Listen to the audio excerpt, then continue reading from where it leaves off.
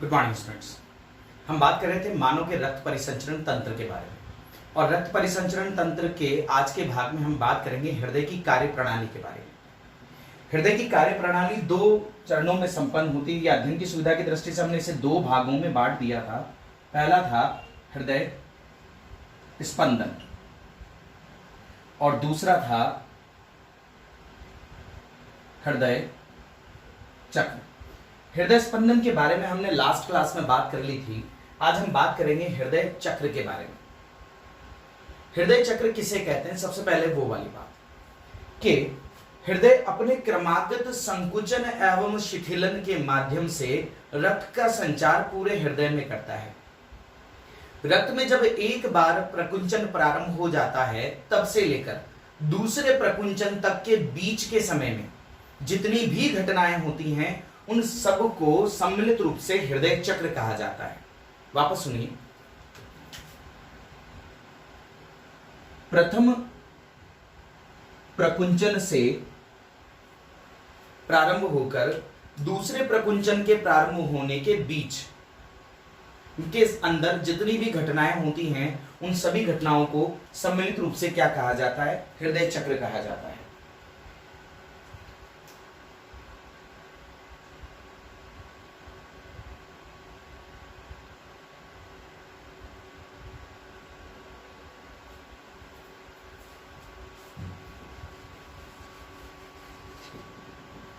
जैसे हम कह सकते हैं कि ये स्पंदन प्रारंभ हुआ और ये दोबारा प्रारंभ हुआ। पहले बार प्रारंभ हुआ और दोबारा प्रारंभ हुआ। इन दोनों के बीच के अंदर जितनी भी इन दोनों घटनाओं के बीच में जितनी भी घटनाएं होती हैं उन समस्त घटनाओं को सम्मिलित रूप से हृदय चक्र कहा जाता है, जिसमें सबसे पहले आलिंदों का अनुशीतलन होता है, फिर उनका प्रकुंचन होता है, फिर उनके प्रकुंचन के बाद निलय का प्रकुंचन होता है, फिर निलय का अनुशीतलन होता है। हृदय चक्र इन 4 चरणों में संपन्न होता है और इन 4 चरणों के इस दौरान कई घटनाएं होती हैं। जैसे हृदय के दाब में परिवर्तन आता है, हृदय की कक्षों के आयतन में परिवर्तन आता है, रक्त के भरने की घटना होती है और रक्त के खाली होने की घटना होती है। इस प्रकार इन समस्त घटनाओं को अध्ययन की सुविधा की दृष्टि से 4 चरणों में बांट दिया है। सबसे पहला जो चरण है वो है आलिंद का अनुशीतलन। ये संपूर्ण घटनाएं समस्त जो हृदय चक्र है वो 0.8 सेकंड में पूरा हो जाता है और ज्यादातर समय हृदय विश्रांति में रहता है। जब हृदय संकुचन होता है या हृदय की मांसपेशियों में संकुचन होता है इस घटना को कहा जाता है सिस्टोल।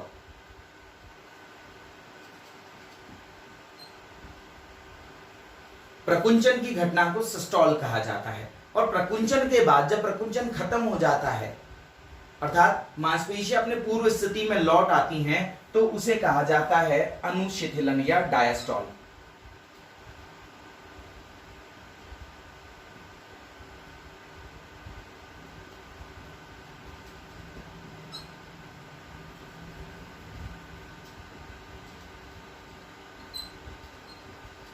तो दो घटनाएं संकुचन और अनुशीतलन। एक बार आलिंद में संकुचन और अनुशीतलन होते हैं और निलय में भी अनुशीतलन और संकुचन होते हैं। इन संकुचन और अनुशीतलनों में सबसे पहले स्टेप बाय स्टेप हम बात करते हैं आलिंद के बारे में। आलिंद में सबसे पहले हम बात करें अनुशीतलन के बारे में। तो आलिंद का अनुशीतलन लगभग 0.7 सेकंड तक रहता है, जिसमें विभिन्न महाशिराओं से आने वाला रक्त आलिंद में भरता है।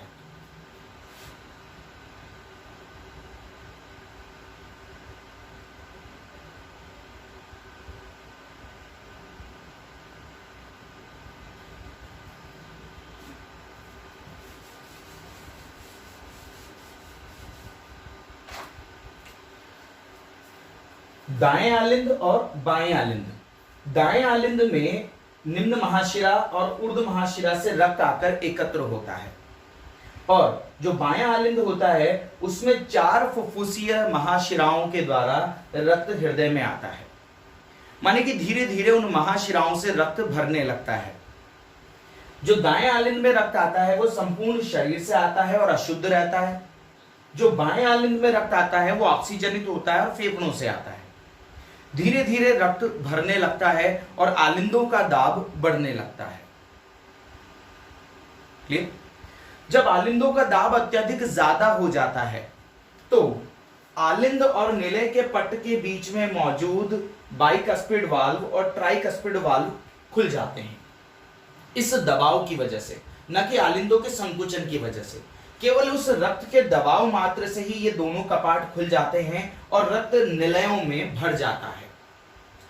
रक्त का, जो आलिंद में रक्त आए हैं, उन रक्त का 75% रक्त बिना आलिंदों के संकुचन के ही निलय में एकत्र हो जाता है या निलय में आ जाता है। तो ये था आलिंदों का अनुशीतलन।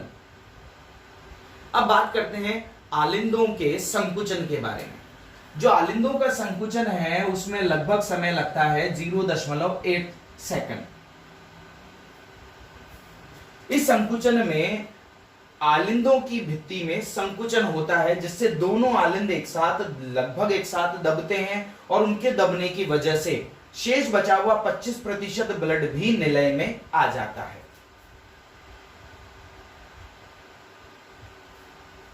और इस प्रकार आलिंदों का सिस्टोल भी समाप्त हो जाता है। पहले आलिंदों का डायस्टोल, फिर आलिंदों का सिस्टोल। उन 4 चरणों में आलिंदों के लिए ये 2 चरण, पहले अनुशीतलन होना, रक्त का भरना, दबाव का बढ़ना, कपाटों का खुलना और रक्त का निलय में आना, यह पहला चरण। फिर आलिंदों में संकुचन और शेष 25% रक्त का भी निलयों में भर जाना।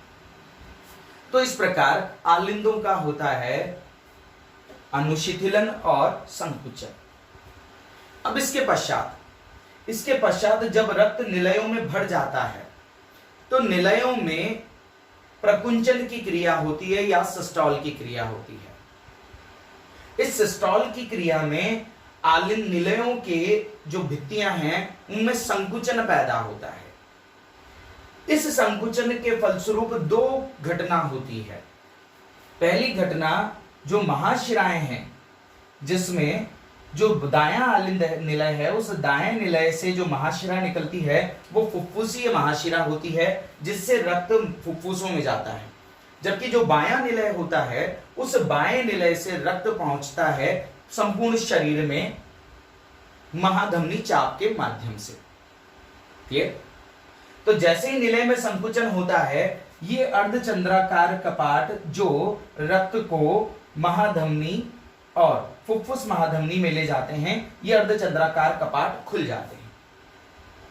और जैसे ही ये दबाव होता है, इस दबाव के कारण आलिंदों के जो कपाट हैं, जिन्हें हमने बाइकस्पिड वाल्व और ट्राइकस्पिड वाल्व कहा था, ये कपाट बंद हो जाते हैं, जिससे रक्त वापस निलय से आलिंद में नहीं जा पाता। तो कपाट बंद होते हैं और कपाट खुलते हैं। कपाट कौन से खुलते हैं ये ध्यान रखना है, कौन से बंद हो जाते हैं ये ध्यान रखना है। और इस प्रकार रक्त पहुंच जाता है फेफड़ों में और शरीर। क्लियर? ये जो घटना होती है ये लगभग होती है 0.3 सेकंड की, माने कि निलयों का संकुचन की जो घटना है वो होती है 0.3 सेकंड। अब आता है दूसरी घटना जिसमें निलयों का होता है अनुशीतलन। जब रक्त फुफ्फुसी महाधमनी और महाधमनी चाप में पहुंच जाता है तब ये खाली हो जाता है, और खाली होने के बाद ये पुनः शिथिल हो जाता है, माने कि विश्रांति अवस्था में आ जाता है। और निलयों की विश्रांति अवस्था होती है 0.5 सेकंड की, जिसमें निलय में अनुशीतलन होता है। जिस समय निलय में अनुशीतलन हो रहा होता है उसी समय आलिंदों में रक्त भर रहा होता है। क्लियर?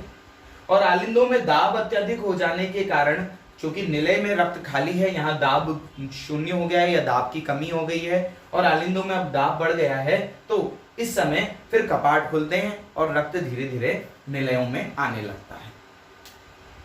क्लियर? तो ये चौथी घटना थी निलयों का अनुशिथिलन।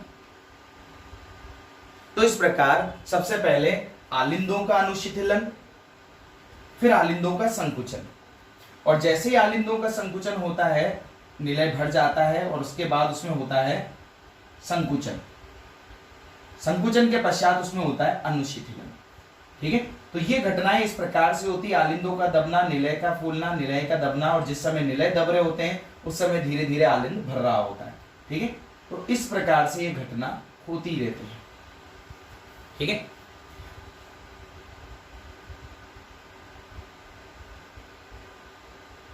जिस समय निलय में संकुचन हो रहा होता है उस समय आलिंदों में अनुशीतलन हो रहा होता है, और जिस समय आलिंदों में संकुचन हो रहा होता है निलय में अनुशीतलन हो रहा होता है।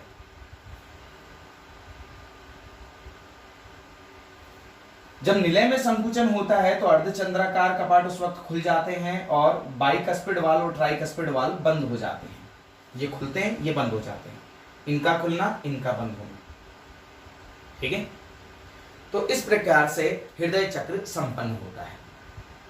हृदय चक्र के संपन्न होने के दौरान एक ध्वनि उत्पन्न होती है। विज्ञान की भाषा में इस ध्वनि को लब और डब की ध्वनि कहा जाता है।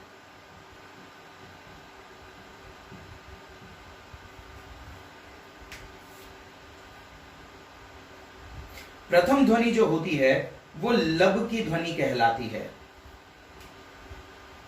ये लब की ध्वनि तब उत्पन्न होती है जब आलिंद और निलय कपाट बंद होते हैं, और जो द्वितीय ध्वनि होती है वो डब की ध्वनि होती है। वो डब की ध्वनि जब होती है जब ये कपाट, अर्धचंद्राकार कपाट बंद हो जाते हैं। ठीक है, तो ध्वनि लब डब, लब डब, लब डब, लब डब।